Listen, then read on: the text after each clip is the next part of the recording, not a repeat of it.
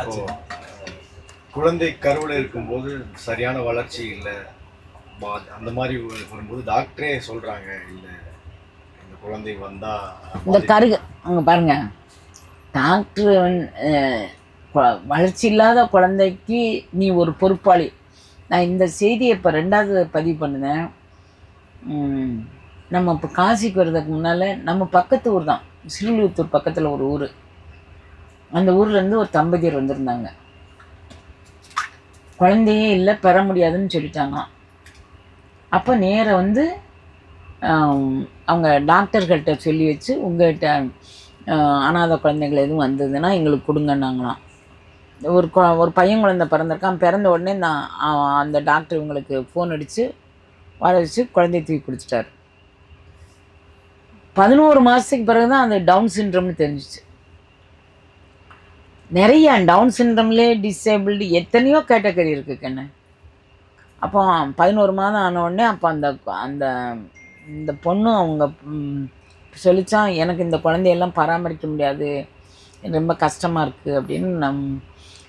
அப்புறம் அவங்க அம்மா, இந்த பொண்ணோட அம்மா அப்பா, அந்த பையனோட அம்மா அப்பா 2 பேரும், இந்த குழந்தைக்கு நீ பாத்தியப்பட்டிருக்கிற, தத்து எடுத்துகிட்டு வரும்போது இப்போ மாதிரி ஒரு குழந்தைய தூக்கிட்டு வந்திருக்கன்னா, இனி எந்த குழந்தைய எடுத்தாலும் அப்படி தான் வர வேண்டியது இருக்கும், நீ இதை வள அப்படின்னு சொல்லியிருக்கிறாங்க.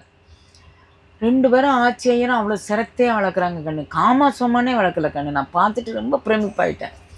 இது மாதிரி ஒரு குழந்தைக்கு நீங்கள் வந்து இந்த பிறவியில் நீங்கள் அதை கலைச்சா கூட அடுத்ததுக்கு வரும். இப்போ நீங்கள் இந்த காசி யாத்திரை, புனித பயணம், அதுக்கு தான் நான் நேற்றுக்கு கூட்டத்துக்குள்ளே மிதிப்படும்போது நான் உங்கள்கிட்ட அடிக்கடி சொல்லேன், எந்தெந்த உறுப்புக்களால் நம்ம இது கர்மா பண்ணியிருக்கோமோ அது கழிஞ்சு போட்டும், விட்டுருங்க அப்படின்னு நான் சொன்னதுக்கு காரணமே அதுதான்.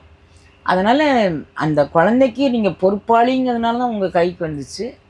அதை நீங்கள் ஏற்றுக்கலை. அப்போ இப்போ இந்த மாதிரி பிராயச்சித்தம் பண்ணி அந்த கர்மக்கட்டுக்கள்லேருந்து நீங்கள் விடுதலை வாங்கிக்கோங்க. வீட்டில் வந்து இயல்பாக 3 தீபம் ஏற்றுவீங்கன்னு நான் நம்புகிறேன். எல்லா வீடுகள்லேயும் காலை மாலை ஒரு பெரிய தீபம், பக்கத்தில் 2 அகல் தீபமே வச்சாலும் போதும். எல்லாம் பெருசாக வைக்கணும்லாம் அவசியம் இல்லை. 2 மண் விளக்கு, அகல்னா மண் விளக்கு, அது 3 தீபம் ஏற்றி வழிபாடு செய்யுங்க. அந்த 3 தீபத்து முன்னிலையிலும் தெரிஞ்சோ தெரியாமலோ நான் செய்த அந்த பிழைக்கு மன்னிச்சுக்கோங்க அப்படின்னு வேண்டிக்கோங்க ஐயா. அது ஒரு பிராயச்சித்தமாக இருக்குது. இப்போ கையில் வந்து அந்த நினச்சிக்கிட்டு பிண்டை கொடுத்தா அது ஒரு பிராயச்சித்தமாக இருந்தாங்க.